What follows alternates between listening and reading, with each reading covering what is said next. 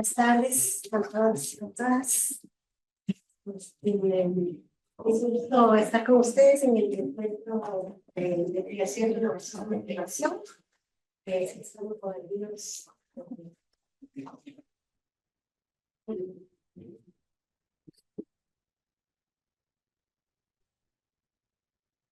También con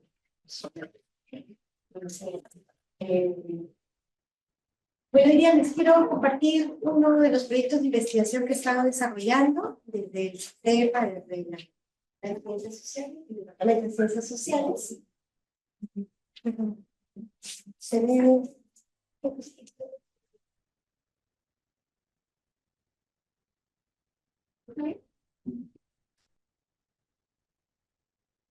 Bueno, les comentaba entonces, quería compartir este proyecto que he desarrollado de manera colaborativa con un grupo de personas.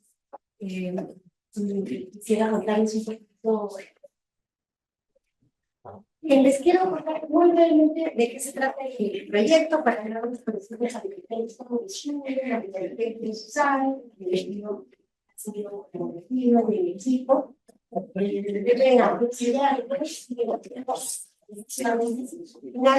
Para luego dar paso a un momento de preguntas, de intervención, otros detalles. Este proyecto se llama Animando el Futuro y es un proyecto que quiere desarrollar un marco interdisciplinario y una metodología colaborativa para explorar las trayectorias de vida y los futuros imaginados de los jóvenes indígenas de la Amazonía peruana. Es un proyecto financiado por la British Academy, que lidera la Universidad de Bristol, y en el que participamos también docentes de la Universidad Católica y de la Chapman University. Somos un equipo grande de investigación, la universidad principal es Camila Morelli en Bristol, y también nos acompaña Pilar Venezuela, que es lingüista por la Universidad Católica, pero que enseña en Chapman University. Y también hemos trabajado con un grupo de jóvenes asistentes de investigación, la mayoría de ellos indígenas, Almendra Aguilar, Roldán Zubia, Elvira Chunta, Alex Balboa, y Gaby Munta Equipo. Aparte de Almendra, que es egresada de antropología de esta casa, más son jóvenes indígenas. Quiero contarles un poquito en qué contexto, ¿no?, surge esta investigación y bueno, cuál es el panorama, digamos, actual. Porque en comparación con otros grupos sociales, los grupos indígenas de la Amazonía han tenido en general una cobertura educativa más baja, especialmente en las comunidades indígenas, en las zonas rurales ha habido menor acceso a la educación. Pero en los últimos años podemos ver que hay un creciente acceso a la escolaridad, ¿no? De hecho, el Censo de Comunidades Nativas del 2017 nacional mostraba que el 93% de las comunidades nativas de la Amazonía tenían alguna institución educativa. Es decir, que había una cobertura bastante universal. Pero esto era desigual según el nivel educativo, ¿no? A nivel primaria encontramos la mayor cobertura, un 93%, y ha crecido muchísimo el nivel inicial, que ya llega a un 74%. Hace 10 años este porcentaje puede estar en el 50 o menos, ¿no? Ha crecido muchísimo. Sin embargo, donde vemos todavía que falta crecer es en la secundaria, porque solo hay una cobertura de 23% de instituciones educativas secundarias en el total de comunidades nativas de Venezuela. No obstante eso, en los últimos años vemos que la tasa de conclusión de secundaria, que en América Latina tiene una brecha importante entre los jóvenes indígenas y no indígenas. Normalmente los jóvenes no indígenas terminan en un mayor porcentaje, casi 13 puntos más que los jóvenes indígenas. El Perú es uno de los pocos países, si no el único, que está logrando cerrar su brecha de tasa de conclusión de la secundaria entre jóvenes de lengua indígena y de lengua materna castellana, ¿no? Usando el indicador de lengua materna. Hay otros indicadores para la indígena, como la transcripción, pero el indicador que tenemos en el escala nos muestra que esta brecha se está cerrando y eso es una buena noticia. Como hemos visto que hay más jóvenes yendo a la secundaria, pero menos escuelas secundarias en las comunidades, hay una creciente migración de los jóvenes y adolescentes indígenas para estudiar secundaria o también para trabajar, ¿no? Hay varios estudios en la región que han estudiado tanto en Brasil como en Perú y que muestran esa creciente migración juvenil que también está motivada por el deseo de conocer, de explorar, de acostumbrarse a la sociedad no indígena y a la ciudad, ¿no? Teniendo una gran cantidad de jóvenes egresados de la secundaria, uno se pregunta qué pasa con la educación superior. Y ahí vemos una brecha muy importante. De acuerdo a la SUNEDU, la tasa de ingreso a la universidad es mucho más alta para los jóvenes que tienen como lengua materna el castellano, entre cuales con lengua materna castellano entran a la universidad, mientras que aquellos que tienen una lengua indígena es solo un 14%. Y esto incluye las lenguas andinas, que ustedes saben son mayoritarias, el quechua y el aymara, que suben el porcentaje. Si vamos a ver, por ejemplo, el acceso a la educación superior de acuerdo a la adscripción étnica, que es una pregunta que se usa en el Censo Nacional, vemos que los pueblos indígenas de la Amazonía apenas han alcanzado el 8% de acceso a la educación. Entonces ahí vemos que hay todavía un menor acceso a la educación. Es en ese contexto de creciente acceso a la escolaridad, pero a la vez bajo acceso a la educación superior y brechas, ¿no es cierto?, con otros jóvenes de otras características, que nos planteamos algunas preguntas para este estudio.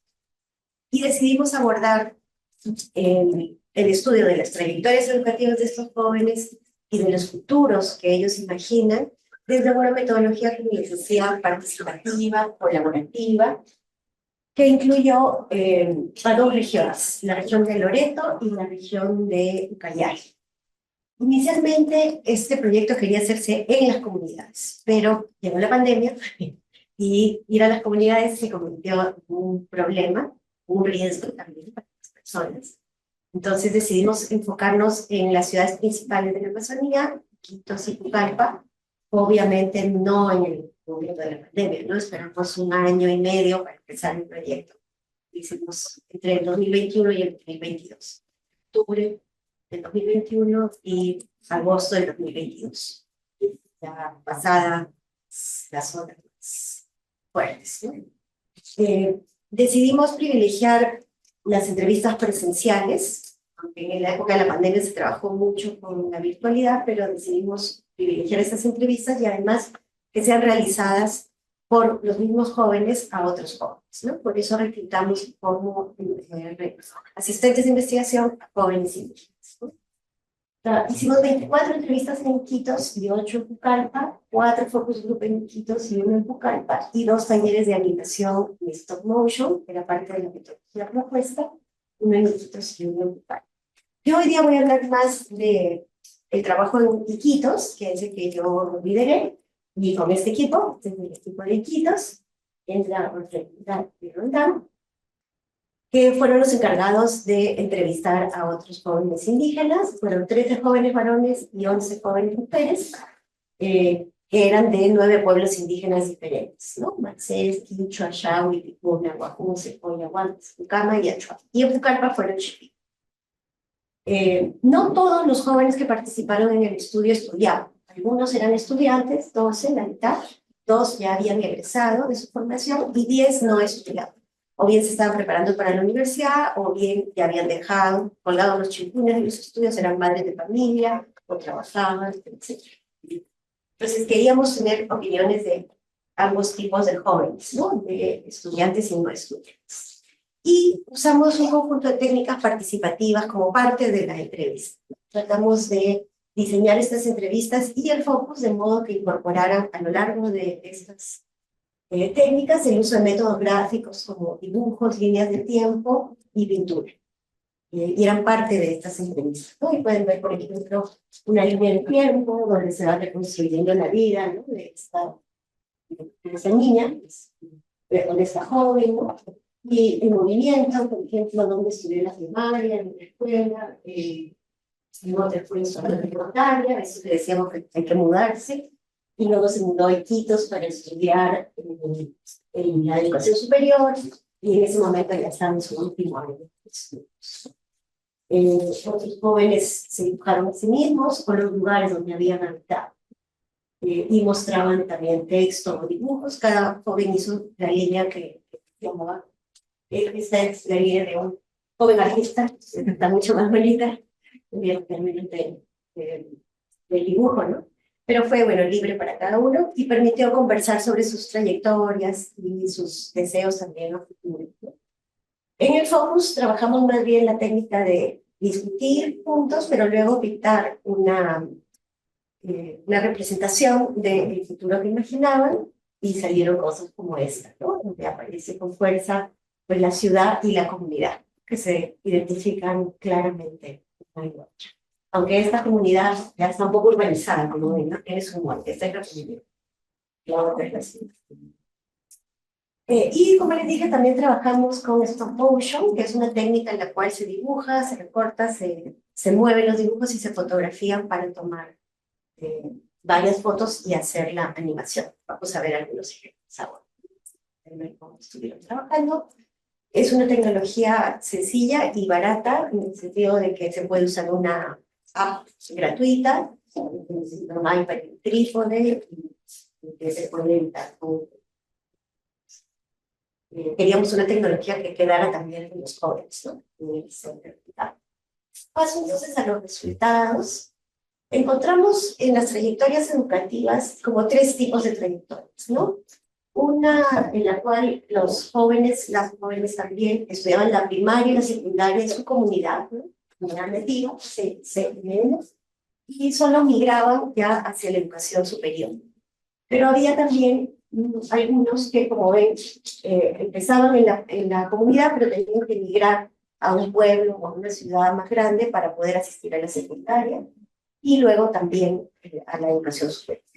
Y encontramos una minoritaria, pero que ya empieza a aparecer, que es, aunque los niños empiezan chiquitos en la comunidad, muy jóvenes migran a la ciudad, incluso en la primaria, migran a la ciudad porque los padres están interesados en que adquieran el castellano, por ejemplo, y se empiezan a organizar jóvenes para que luego continúen su trayectoria educativa.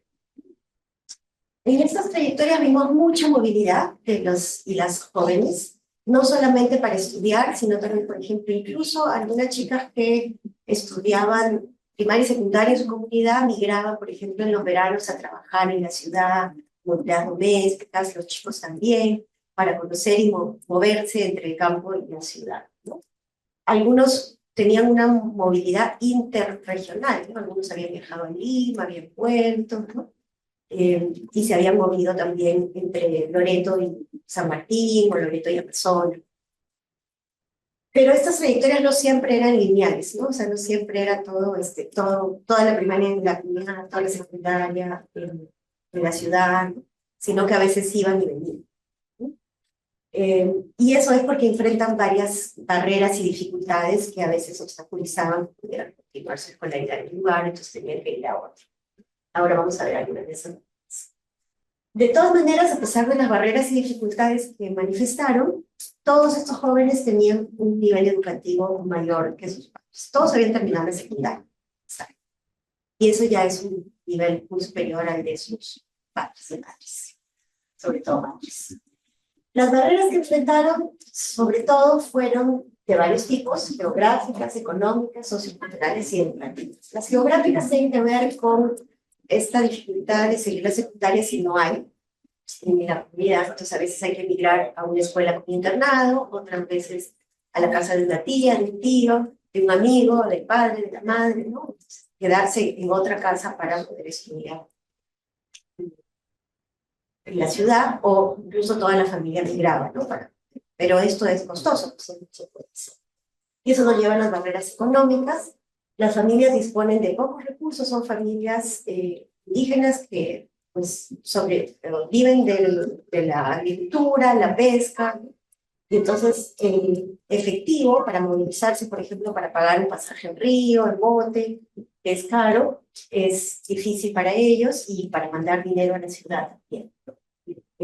Entonces, a veces los jóvenes, sobre todo cuando van creciendo, empiezan a trabajar para sustentar sus estudios. Entonces, esa necesidad de recursos económicos también interrumpe a veces sus trayectorias educativas, haciendo como huecos, ¿no? Las barreras socioculturales las hemos visto sobre todo en las mujeres, en relación a los temores que tienen las familias de que las chicas adolescentes migren solas y los peligros a los que se exponen.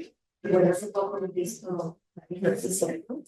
Que nos hablan de que esos temores no son infundados. Y bueno, también los pocos recursos, ¿no? Y luego también las uniones conyugales o los embarazos tempranos de muchas de estas jóvenes interrumpen también los estudios, tanto en secundaria como en educación superior. Y finalmente las barreras educativas que tienen que ver con deficiencias en la preparación escolar, sobre todo en las secundarias rurales, que les dificulta muchas veces el ingreso o la adaptación a una universidad o a un instituto. Eso hace que repitan también cursos, que tengan dificultades en sus carreras. Sin embargo, en el futuro que imaginan, cuando hablábamos del futuro, cuando dibujábamos sobre el futuro, hacíamos las líneas del tiempo, la búsqueda por educación, por seguir educándose, por acceder a la educación superior, emergía con mucha fuerza en todas las entrevistas, ¿no? Tanto los que estudian como aquellos que trabajan consideraban la educación algo central en sus proyectos, y también emergió en los productos animados de ayer. La educación es una herramienta para los jóvenes, para su futuro, para proyectos personales, pero también para proyectos colectivos, ¿no? Entonces, por ejemplo, acá ustedes pueden ver, este es un proyecto de un joven que quiere estudiar, bueno, que quiere ser chef, pero también está estudiando administración. Quiere tener su propio restaurante en una zona turística en la triple frontera. Entonces, él quiere poner su propio restaurante y gestionarlo y manejarlo, por eso quiere una educación superior. Es un proyecto individual, pero a la vez quiere dar trabajo, quiere instalarlo en su comunidad, quiere contribuir al desarrollo social. Igual esta joven quiere, en su dibujo en mi futuro, quiere ser maestra, ingresar, ser profesional y volver a su comunidad para enseñar a los niños su propia lengua y contribuir, ¿no? Y acá tiene, por ejemplo, un proyecto de reforestación como parte también de su actividad como docente. Entonces, vemos esta doble dimensión individual y colectiva que nos llamaba bastante la atención. También veíamos una visión compartida entre estos jóvenes de retornar a sus comunidades y contribuir a su desarrollo, ilustrado, pero también quería resaltar cómo ellos ven el futuro como digamos, algo en lo que van a circular. Me gusta ese dibujo porque lo expresa claramente. Esa es la comunidad, dice comunidad, y esa es la ciudad. Y ese joven lo expresa como que su vida va a estar en el movimiento entre la comunidad y la ciudad, ¿no? No es un regreso a la comunidad y no vuelvo nunca más a la ciudad, ni me quedo en la ciudad para siempre, sino una búsqueda por esa comunicación, ese movimiento, porque encuentran cosas atractivas en la ciudad y a la vez encuentran también países en comunidad. Entonces hay ese deseo de moverse. ¿Cuánto puedan moverse de esta manera? Es otra pregunta. Ese es el deseo, lo que nos parece interesante. Este desarrollo que metían para su comunidad involucra cada vez más la tecnología y el acceso a servicios, ¿no? En muchos dibujos aparecen escuelas, antenas de conexión, ¿no? Después de la pandemia eso fue todavía más fuerte, ¿no? Tener conectividad, ¿no? El tener también servicios de transporte que permita el movimiento que hemos visto, ¿no? Entre ciudad y comunidad.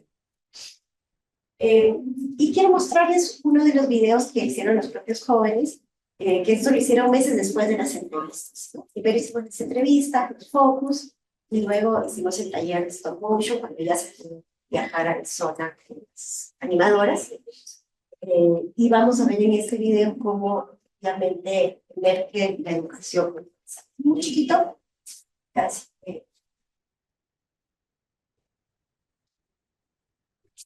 No.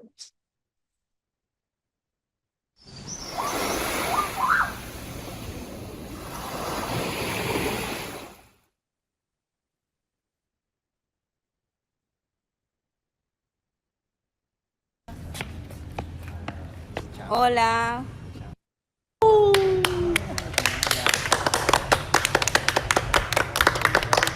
Estoy presentando proyectos de beca de estudio para los pueblos originarios. Círculo de hablando mujeres. sobre el tema. Libertad de expresión. Felicitaciones. Gracias.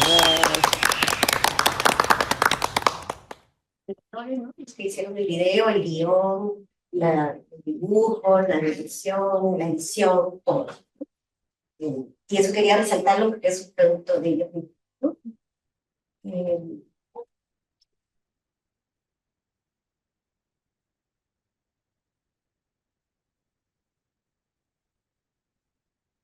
Ahora quiero detenerme brevemente en algunos skills del video, porque ha sido muy rápido, es un minutito, ¿no? Pero ustedes pueden ver que la protagonista es una mujer joven amazónica que se va a estudiar a la universidad y se gradúa de la universidad, ¿no? Está en la ciudad y se gradúa, tiene su título, su toga, su birrete. Y esto es algo que en el grupo se discutía mucho, de que las mujeres no tienen muchas oportunidades de graduarse, empiezan y no terminan, ¿no? Y su video se llama El derecho de las mujeres, porque estaban reclamando que las mujeres tengan más oportunidades y más derechos a la educación. Entonces, imaginan este futuro en el que la mujer sí termina su educación, y no solamente termina su educación,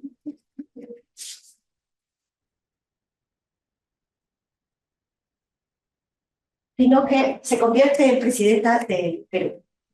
Eso fue antes de que haya una presidenta del Perú, así que era también algo creativo. Como ustedes pueden ver ahí también otras personas indígenas celebrando la historia del Congreso, ¿no? Como presidenta decide hacer este proyecto de becas de estudio para indígenas, mostrando también la búsqueda de reciprocidad hacia su grupo, tratando de brindar esas oportunidades que están reclamando. Pero la universidad a la que asisten es con jóvenes becarios, ¿no? Que la apoya.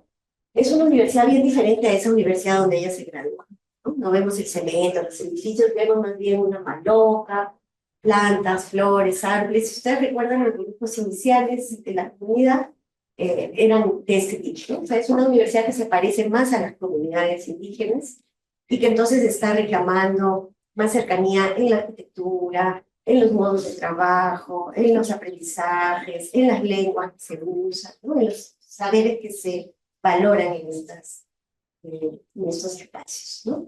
Y finalmente, pues regresa la presidenta a confirmar que todos han terminado y se han graduado, que también es importante, ¿no? Como, digamos, las autoridades ven que el proyecto que impulsan llegue a su concreción y a su conclusión. Muchas veces los proyectos empiezan y se abandonan, pero aquí vemos que llega a mirar que ha terminado, ¿no? Y vemos la bandera de Perú, un lugar muy central, ¿no? Que también es un reclamo de ciudadanía, de ser parte de una nación cuando son integrantes, ¿no?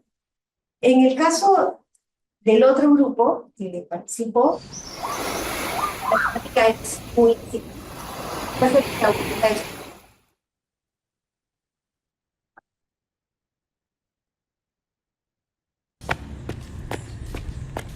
Nino Tita. ¡Ay, Maro! ¿Quién quiere dar a conocer mapa del Perú? No, profe. Oh, look. Sí, pues, para.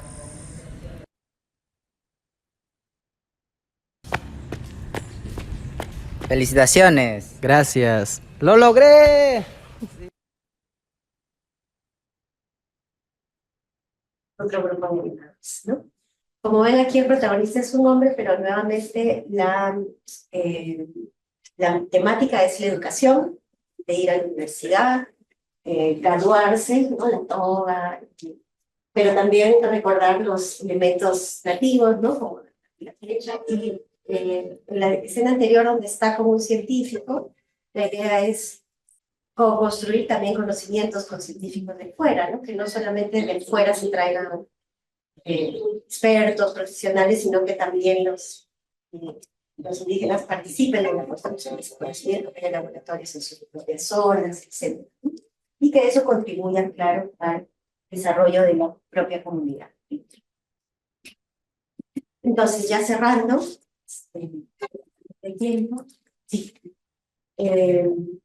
Los jóvenes indígenas contemporáneos con los que hemos trabajado nos muestran que son una generación con un mayor nivel educativo, como les decía, secundaria completa, algunos con educación superior, algunos ya profesionales también, con altas expectativas de continuar su educación, ¿no? Los que tenían secundaria completa querían ir a la universidad, los que tenían universidad completa querían hacer su maestría, hay una expectativa mayor, pero las oportunidades para dar continuidad a estas trayectorias educativas en el nivel superior son todavía muy limitadas para los jóvenes indígenas.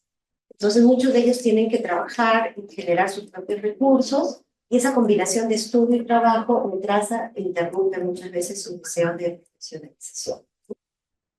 Entonces por eso podemos ver algunas trayectorias interrumpidas, ¿no? Tienen, sin embargo, también sus activos, sus cosas a favor. Han desarrollado, por ejemplo, en Iquitos, una organización propia de estudiantes para gestionar mayores oportunidades, la OEPIAP, que han logrado conseguir residencia gratuita, alimentación, apoyo de ONGs para ¿cómo se dice? Tutoría, ¿no? Nivelación académica, ¿no? Entonces, y un ingreso especial para pueblos indígenas en la Universidad Nacional de la Amazonía Peruana. Entonces, su propia organización los ha ayudado a conseguir también recursos. Existen actualmente algunos esquemas de becas dirigidos específicamente a jóvenes indígenas, beca 18 que es nativa de la Amazonía, beca 18 educación intercultural y beca permanencia intercultural. Pero son recientes, de 10 años, y tienen una baja cobertura. Son menos de 500, que ahora se han repartido también hacia pueblos afroperuanos, entonces se ha bajado la cantidad. Beca 18 son 5.000 y para vivienda activa son 300. Y bueno, esta incorporación reciente de las mujeres, como les decía, vemos que enfrenta barreras y estereotipos, por lo que ellos mismos reportan. Entonces hay todavía algunas barreras. Lo que también quería resaltar es cómo esta producción audiovisual de los participantes corrobora las principales preocupaciones y apuestas hacia el futuro que recogimos en las entrevistas, ¿no? Eso me parece muy importante porque, por un lado, recogemos la investigación a través de, recogemos los hallazgos a través de técnicas de investigación tradicionales, como la entrevista, pero también aplicamos técnicas participativas. Y luego, al incorporar la técnica del stop motion, vemos que ellos mismos, en su producción audiovisual, ratifican, ¿no?, varios de los hallazgos que habíamos encontrado y que no les habíamos expuesto todavía, ¿no? Queríamos ver qué salía de ellos, pero ratificaron lo mismo que habíamos visto nosotros. Y también quería resaltar cómo los jóvenes se apropiaron de manera muy rápida de estos nuevos lenguajes audiovisuales, técnicas de animación, y que con esta animación podían expresar quizás de maneras más vívidas, ¿no?, el futuro que imaginaban, ¿no? Y que permitía también imaginar cosas que quizás en este momento no son posibles, ¿no? Como, bueno, en ese momento una mujer profesional y la presidenta. Este es el equipo del taller de Iquitos, el animador, el y también los jóvenes que participaron en hacer los videos. Y quería compartir dos pequeños videos. Si bien vemos expectativas de futuro muy interesantes, sabemos también que la capacidad de aspirar está culturalmente enraizada. Nuestras experiencias culturales a veces limitan también aquello que podemos aspirar. Y entonces en algunos momentos encontramos ciertas dificultades a la hora de plantearles esta idea del futuro, para que imaginen un futuro más allá de los problemas del presente. Por ejemplo, el video Derechos de las Mujeres, al principio el guión se concentraba mucho en los problemas de las mujeres para acceder a la educación, pero eso era el presente, ¿no? Entonces decíamos, ya, pero ¿qué pueden imaginar hacia futuro? ¿Qué quisieran a futuro? Imaginen lo que quieran, porque con la animación, si quieren volar, pueden volar. Entonces, imaginaron una mujer profesional y presidenta, ¿no? Entonces, una vez lanzados a imaginar, si la animación les ofreció las herramientas para crear estas diversas alternativas, ¿no? Y esos futuros nos hablan también de los sueños y apuestas que vemos en el presente, que a veces es difícil articular cuando las dificultades son muchas, pero esta técnica nos ha ayudado a expresar. Y también nos ayuda a expresar otras cosas. En otros talleres como de réplica hicieron otros videos, antes o después, y por ejemplo, vemos este video. La leyenda, sí, algunos de ustedes han oído.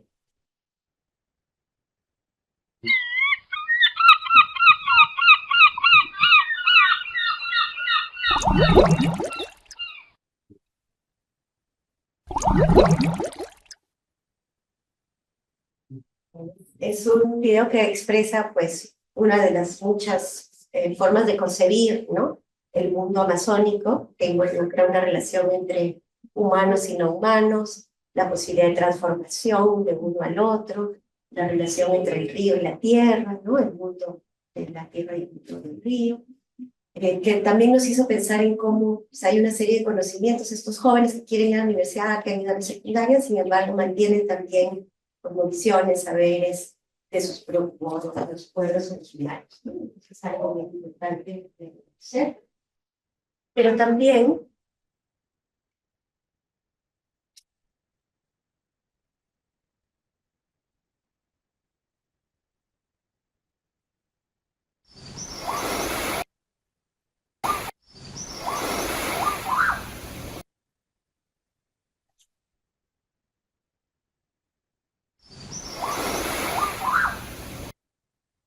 los pasados en el siguiente.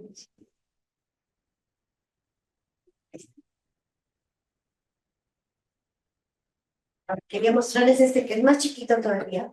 Y como hay estos conocimientos y saberes, hay también situaciones duras, también es capitalista. Bastante.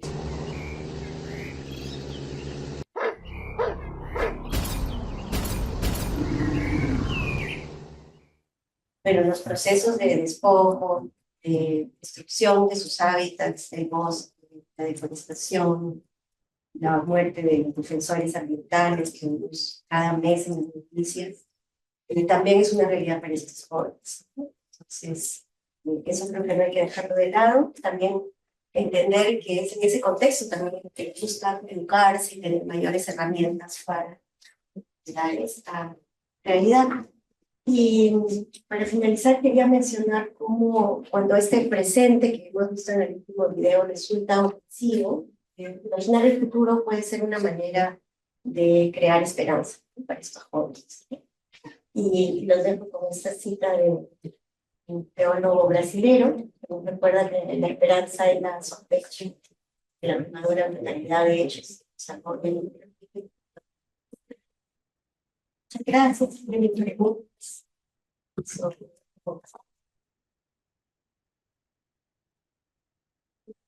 Voy a encontrar en la web del proyecto y de YouTube gratuitos.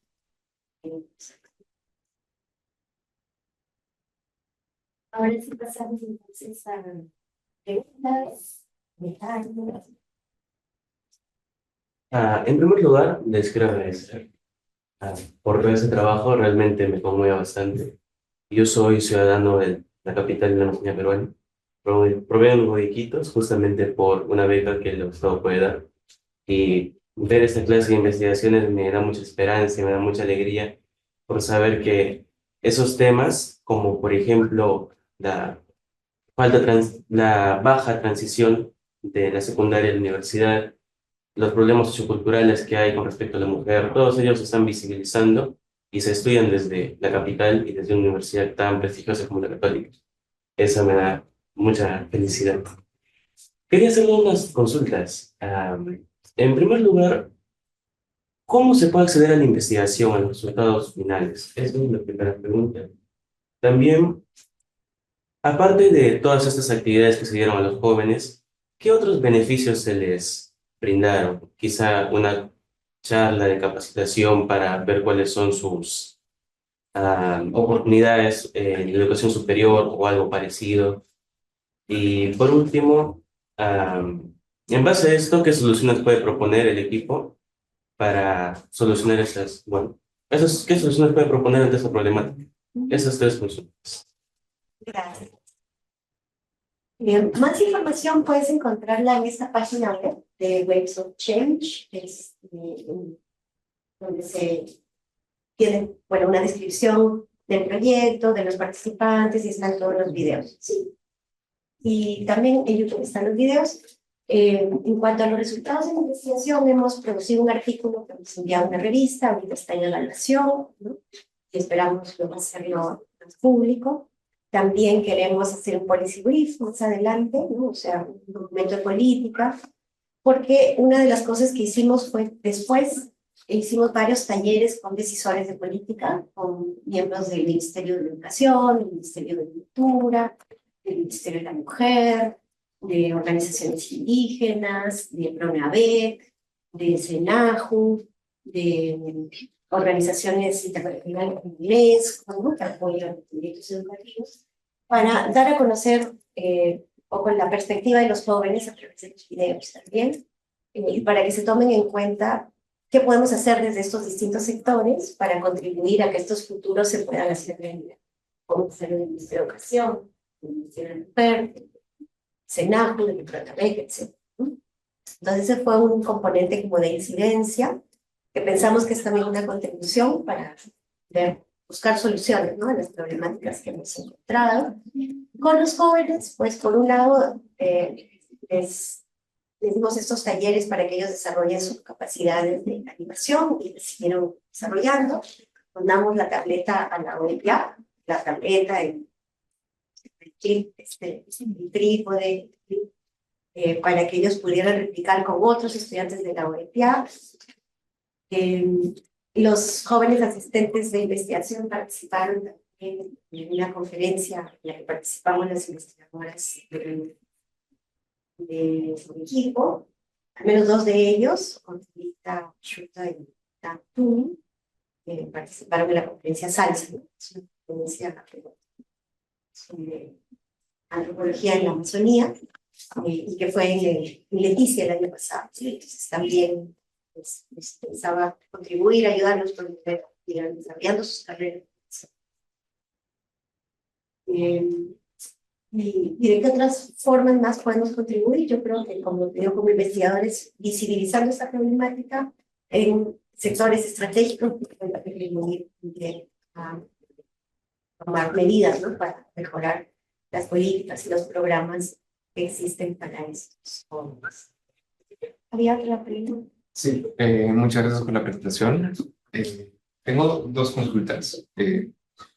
La primera es en relación a la percepción de los jóvenes respecto a las oportunidades de obtener becas y créditos, ¿no? Porque, como mencionan, en los últimos años ha expandido la oferta de becas desde el Estado. He visto también que el BCP ha sacado su propia beca para educación superior, pero a veces los condicionamientos de la beca pueden ser incompatibles con un ritmo de vida que implica tal vez no dejar la universidad por un determinado periodo, luego volver. Entonces, ¿cómo lo perciben ellos? Y la segunda consulta es si podría comentar un poco más a qué tipo de educación persiguen los jóvenes que pueden ser entrevistados, ¿no? Porque sabemos que el mercado de educación superior es bastante heterogéneo en calidad, ¿no? Y que acceder a determinado tipo de institución, tal vez que no ofrece condiciones básicas de calidad, puede traducirse en... Yo soy economista, así que esto va a sonar muy economista, pero como bajos retornos en el mercado laboral, y eso puede ser un poco complicado. Entonces, tal vez pensarlo era superior universitaria, técnica, eran universidades que no tuvieran dificultad para conseguir licenciamiento, o unas que... Sí. Sí, muchas gracias por las preguntas, ¿no? Las becas se perciben de manera mixta, ¿no? Porque, por un lado, por ejemplo, Beca 18 ha sido muy difícil para los jóvenes, porque muchos de ellos, o sea, Beca 18 no te permite repetir ningún curso. Entonces, si repites el curso, ya lo tienes que pagar tú. Y eso, por ejemplo, ha sido un problema muy grande que ha difundido para el caso de la Universidad San Ignacio de Loyola, porque es una universidad cara. Entonces, cuando muchos de los jóvenes indígenas de la primera cohorte repitieron cursos en San Ignacio, ya no podían pagarlo con la beca, tenían que pagarlo ellos, pero ¿de dónde? Si no tienen los ingresos para pagar, ¿no? Y eso significaba a veces la intervención en el caso de la mayoría de los jóvenes con los que trabajamos, como estaban en una universidad nacional, pudieron mantenerse, ¿no? Y continuar, pero en muchos casos perdieron la beca. Y una de las cosas que decían no solo ellos, sino otras personas con las que trabajaban con ellos, ¿no? Es que era un poco evidente que eso iba a pasar, ¿no? Que iba a haber una repetición en el primer año por a veces el desnivel que hay entre la secundaria rural y la exigencia de la universidad, ¿no? Y que más que castigar, digamos, a los jóvenes por repetir un curso, había que más bien apoyarlos, insistir, darles orientación académica, tutoría y que vuelvan a tomarlo, ¿no? Que eso sucedió en varios casos que no tenían beca, ¿no? Y más bien estos optaron por la beca permanencia, que es la beca que se da en las universidades públicas a partir del segundo año, donde ya están un poquito más integrados a la universidad. Entonces, creo que los esquemas de beca también tienen que pensar un poco más en las especificidades y las necesidades de los distintos públicos a los que se dirige. Y eso es una conversación que también teníamos aquí con la beca. Con respecto al tipo de instituciones que eligen, también es muy importante. Ya he mencionado como algunos elegían instituciones de mucho prestigio, ¿no? Para ser la capital, pero luego tenían muchas dificultades para adaptarse a la ciudad, a la comunidad, a las exigencias, que luego también tenían que solventar ellos, ¿no? Otros se adaptaron bien también, ¿no? O sea, no quiero decir que no haya becas ahí, sí, pero puede ser difícil. Los que entraban a la Universidad Nacional en la Amazonía peruana quizás están más cerca de su clima, o sea, es una ciudad grande, igual diferente a sus comunidades, pero un poco más cerca de algunas costumbres de su región, ¿no? Por eso también Beca 18, a partir de 2017, reorientó pensando en fomentar más que los jóvenes se queden en su región, más que migrar mucho al Lima. Al principio venían todos ahí, bueno, no todos, pero 60%, ¿no? Trataron de incentivar que se queden en su región, ¿no? Para ver si eso también ayudaba a la continuidad. Pero también en la región había sus problemas, ¿no? Por ejemplo, al principio Beca 18 no estaba bien calibrada y hemos tenido gente que entró a universidades que no estaban licenciadas, ¿no? Con la beca. Y claro, las universidades, hay una universidad privada, la Universidad de Iquitos, que va a cerrar, donde todavía hay estudiantes que tienen que terminar su cohorte, pero va a cerrar eventualmente, ¿no? Y también esto de cómo das la beca a una universidad que no sea licenciada todavía. Y otro rubro importante son los institutos. Había muchos institutos que son pues también de muy diversa calidad y algunos que no eran de tan buena calidad, muchas veces veíamos que los jóvenes terminaban también interrumpiendo sus estudios porque no veían que diera pues las capacidades que estaban buscando. Y a veces por hacer una carrera rápido, terminan obteniendo retornos más bajos. Vamos a hablar en lenguaje de economista, ¿no? Porque quieren terminar más rápido una carrera de 3 años, pero entran a un instituto de muy mala calidad, no terminan la carrera o terminan y no consiguen trabajo, ¿no? Entonces ahí también se necesita como un poco de asesoría y acompañamiento para evaluar mejor si a largo plazo quizás es más efectivo optar por instituciones de mejor calidad, universidades que te van a dar un retorno. Y eso es algo que también se estudia un poco internacionalmente, en Brasil, por ejemplo, como muchas veces los jóvenes indígenas, jóvenes de sectores populares en general, eligen carreras más cortas o con menos retornos, pero al final terminan perdiendo, ¿no? Porque reproducen un poco sus bajos ingresos, ¿no? Sí, primero quería agradecerle por exponernos su investigación y por dar esa importancia a la educación amazónica, que por mucho tiempo ha sido invisibilizado, porque mi mamá también es de Iquitos y no pudo acabar los estudios superiores en una universidad por la falta de oportunidades.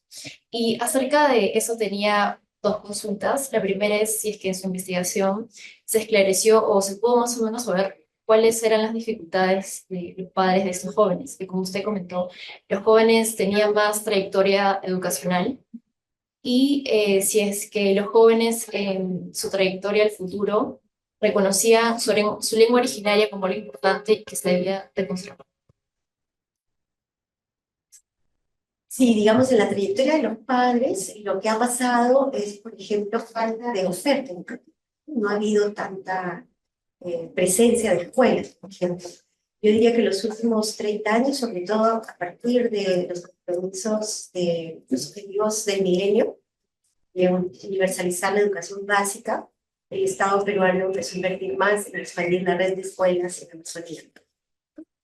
Entonces hoy tenemos esa cobertura del 93% de escuelas primarias, pero quizás cuando los padres y madres de estos chicos estudiaron no había una cobertura de esa manera. Y peor con la secundaria, que como les digo, suponía también movilizarse, y era más difícil también para las mujeres, que las familias tenían temores frente a ellas, ¿no? Entonces, han tenido menos oportunidades los padres, no hayan querido, sino menos oportunidades educativas por una menor oferta. Y porque ha sido también costoso movilizarse, como les decía, Bote, a otros pueblos, ¿sí? Para familias que básicamente dependen de una economía de subsistencia, ¿no? De producir lo que consumen, ¿no? Pero no necesariamente generar efectivo para otras necesidades. Y con respecto a... Era si es que en su trayectoria hacia el futuro veían su importancia de su lengua originaria. Esa también es una pregunta que nos interesa un montón y sobre lo que queremos hacer otro artículo, porque es muy variable según los pueblos indígenas, ¿no? Hay pueblos indígenas, como los Pucama, que ya prácticamente han perdido, ¿no? Y están en un proceso de recuperar lentamente, pero los niños chiquitos ya no recuperaron. Pero, por ejemplo, teníamos una joven que estaba estudiando educación y que quería volver a su pueblo a enseñar en su lengua. Ella misma no había hablado esa lengua, ella había perdido la lengua de ella y aprendió un poco en la escuela, y luego cuando fue al instituto, que es un instituto, el Formaviap, que es un instituto indígena, aprendió más lengua. Entonces ahora quiere volver y enseñar mejor y ayudar a recuperar su lengua. Hay otros pueblos indígenas, como los Aguajún, los Matsés, donde la lengua es muy fuerte, muy vital, hay muchos hablantes. Entonces ellos, por ejemplo, no concebían que su lengua fuera a desaparecer. No, ni hablar, o sea, siempre va a haber nuestra lengua, ¿no?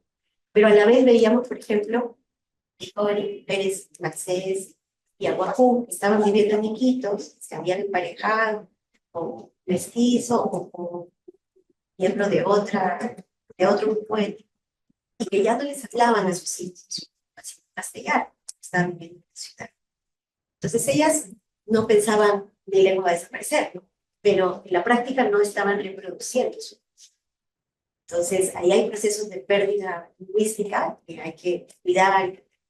Entonces algunos grupos consideraban más importante, que decían, sí, tiene que haber educación bilingüe, sí, tiene que haber incluso en la universidad. Otros decían, no, no hace falta, pero hay que ver las dinámicas lingüísticas de cada grupo.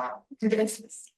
Yo creo que tengo un poco por ahí relacionada y tiene que ver con, claro, los distintos pueblos son distintos y su identidad se juega de una forma distinta. Y yo quería saber si es que eso influía también en sus visiones de futuro, ¿no? Si es que había diferencia entre un Aguajún y un Shipibo, o un Shipibo o un Aguajún y un Quichua o un Ticuna, porque también son pueblos como unos son mucho más grandes, otros son mucho más chicos. Entonces, ¿eso impacta o no sus visiones de futuro y cómo de alguna forma también negocian con mantengo o no mantengo mi lengua, mantengo o no mantengo mi diversidad, mi identidad, y eso cómo se juega a futuro? Y lo otro que quería preguntar, que también creo que tiene que ver con eso, es la trayectoria anterior a llegar a la universidad. ¿Qué tan homogénea era entre esos chicos que llegaron hasta la universidad? Todos habían migrado, no sé, porque me pregunto, las barreras de un niño que crece en una comunidad nativa y va a un colegio EIB y luego se muda a la secundaria, son como mucho más grandes de alguien que quizás va al colegio ya en una ciudad intermedia o en Pucallpa. Entonces, si también, en donde empieza como a ponerse más, ¿no? Digamos, el funnel, ¿no? Secundaria. Secundaria es el cuello de claro, porque hay menos, entonces tienen que migrar más. No todos pueden migrar, o para algunos es más costoso migrar, no solo en términos económicos, sino personales. Claro. Por eso les mostré al principio como 3 líneas de trayectorias, ¿sí? Hacían todo en la comunidad y luego en la ciudad, hacían solo la primaria, luego en la secundaria, o migraban desde muy chiquitos. Entonces yo creo que para Para los de en medio es más difícil, porque su migración es en la adolescencia y es más costoso emocionalmente. Digamos, los que migran ya para ir a la superior ya salen un poco más grandes, aunque igual es costoso, y por ejemplo la cuestión lingüística también es difícil. Pero es más difícil no hablar castellano cuando tienes 12 años y vas a la secundaria en una ciudad que cuando tienes 18 y también tienes facultades, pero grandes, tienes posibilidad de enfrentar. Entonces, hay sus dificultades diferenciadas, ¿no? Las trayectorias no son homogéneas. Hemos identificado estos 3 tipos, pero además uno podría hacer subtipos por el tipo de lugares que fueron, por el tiempo que demoraron, si interrumpieron. Y sobre sus identidades, pues en general, la educación aparecía con fuerza en todos los grupos, ¿no? Donde vimos diferencias es, por ejemplo, en el lugar que le daban a la lengua. Si era más o menos importante, o les digo porque algunos pensaban, no sé, hay que recuperarla porque ya se está perdiendo. No, es fuerte, va a seguir, no importa que si yo no la hablo, ¿no? Pero sí importa. Entonces, hay esas diferencias. Y quizás, si me queda, pero tenemos un minuto, quizás un ejemplo de cómo las identidades marcan también los productos, ¿no? Es un producto audiovisual bastante diferente de los anteriores, porque es un video musical, pero habla mucho de la identidad, está en Shipilo, y está hecho por los artistas jóvenes shipilos, pero habla mucho de la identidad, está en inglés, creo. No. Igual para que...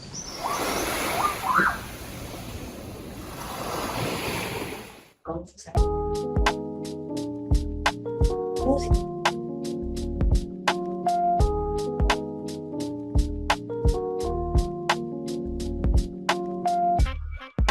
Shinambo biri bi untana dra haki dribi buwa dribe Shinamaka ayuntana dra haki dribi ga buwa dribe Nunga shabu buchi kyakin buka si baka rano riki ga Rama dra pikuka maskuka sa hawa kibu nash Rama matu shinamay matu asha kasi Sinibu baka bay bu dribi hakun aki asha kasi Ija itay shinambo dribi rama pikuka Naskaray nukun biribi nukun fika biribi Gara buwa shamani Nska shamani, macha kichamani Abawa nska drai hawaki pikuti Shinambu buchi kyanu bukamu Titang itanu kumpapa Bonraga ani usebu Nitin shunai ki ha usebu Ija uaka nukumpai Aska raha waki buri bija mwa pikuka Nska drai abawa shamani Tianra nukuruka Nska drai hawaki buri Shinabi untana dra haki jibi makutai Buwa drai nukumfuente também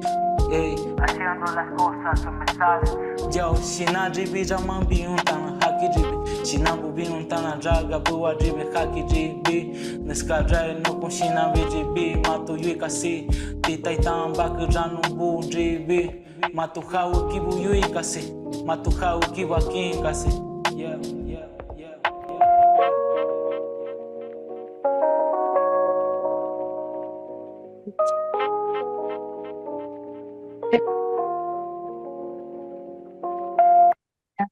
generar otros productos, ¿no? Y otras preocupaciones,